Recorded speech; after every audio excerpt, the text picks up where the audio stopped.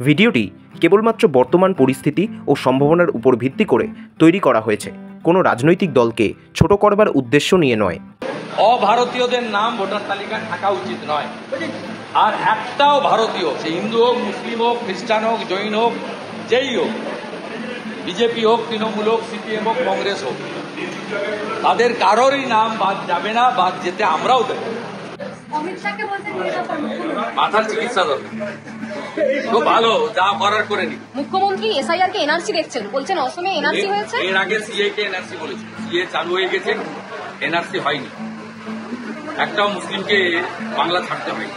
এসব কথা বলে ওনাদেরকে উস্কে এর আগে হাজারদুয়ারি পুড়িয়েছে, 37টা বাস পুড়িয়েছে নবান্নর সামনে, হরগোবিন্দ দাস, চন্দন দাসকে খুন করেছে, বাড়ি লুট করেছে, আগুন লাগিয়েছে, রাস্তা অবরোধ করেছে, এসব করেছে। বাংলার মানুষ দেখছে যে মুখ্যমন্ত্রীর জন্যই, এর প্ররোচনাতেই বাংলায় আইন শৃঙ্খলা এই জায়গায় গেছে। এর জন্যই আদিবাসী নেতা সাংসদের এই রক্ত গোটা ভারতবর্ষ দেখেছে। প্রত্যেকটা বাড়িতে রিয়াকশন। এই যে কার্যালয়ে আপনাদের বৈঠক,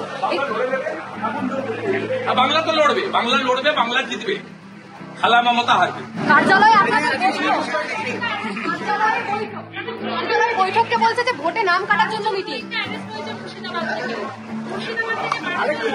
এর আগে তো আনসারুল বাংলার 7 থেকে হরিহর পাড়ায় মাদ্রাসা চালাচ্ছে। এসআইআর ভীষণভাবে জরুরি। বৈধ ভোটার লিস্ট ছাড়া বৈধ নির্বাচন হতে পারে না। বৈধ ভোটার নির্বাচনের প্রথম সোপান হচ্ছে বৈধ ভোটার তালিকা। আর বৈধ ভোটার তালিকা তখনই হবে যখন অভারতীয়দের নাম ভোটার তালিকার বাইরে। সুর মিলিয়ে বলুন, অভারতীয়দের নাম ভোটার তালিকায় থাকা উচিত নয়। আর একটাও ভারতীয়, সে হিন্দু হোক, মুসলিম হোক, খ্রিস্টান হোক, জৈন হোক, যেই হোক, বিজেপি হোক, তৃণমূল হোক, সিপিএম হোক, কংগ্রেস হোক, তাদের কারোরই নাম বাদ যাবে না। বাদ যেতে আমরাও দেব। লোকসভা নির্বাচনে 2.5-3 ঘন্টা করে ক্যামেরা বন্ধ ছিল। সেই সময় মৃত ভোটারদের স্লিপ নিয়ে অন্যরা ভোট দিয়েছে। 7 ফেট 8 ফেজের মালদার লোক জলপাইগুড়িতে ভোট দিয়েছে, জলপাইগুড়ির লোক এসে বারাসাতে ভোট দিয়েছে, বারাসাতের লোক এসে ভবানীপুরে ভোট দিয়েছে।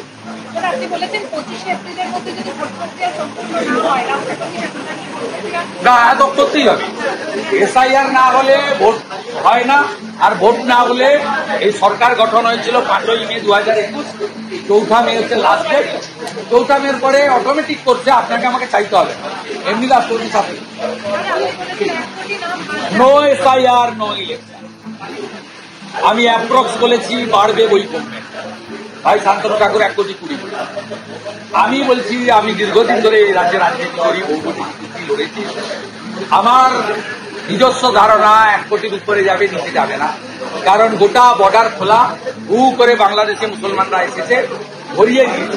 ভারতীয় মুসলমানদের কোনো চিন্তা নেই, বাংলাদেশি মুসলমানদের নাম থাকবে না।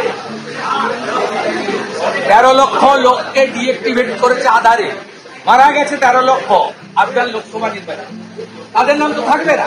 16 লক্ষ ডবল ট্রিপল এন্ট্রি, তাদের নাম তো থাকবে না। এইখানে তো 29 লক্ষ। আমি যা বলছি কিছুটা আধারের উপর দাঁড়িয়ে বলছি, মানে এভিডেন্সের উপর দাঁড়িয়ে। 99 লক্ষ হবে কি 1 কোটি 1 লক্ষ হবে, এটা আফটার এসআইআর। সাকসেসফুল এসআইআর হলে সংখ্যা তাই হবে। এমন কোনো মুসলিম পাড়া গ্রাম পাবেন না যেখানে বাংলাদেশের মেয়েকে ফেসবুকে পচিয়ে বিয়ে করে নিয়ে, আর তার স্বামীর নাম না দিয়ে বাবার নাম সব চেঞ্জ করিয়ে ফেক আধার কার্ড করে এপিক করেনি, এমন কোন জায়গা পাবেন। ফেসবুকে পটিয়ে সবকে ঢুকিয়ে এখানে বিয়ে করে নি, আর সব বাবার নাম চেঞ্জ করে তাদের নাম তো থাকবে না। তো এসআইআর এর ফর্মই ফিল আপ করতে পারে।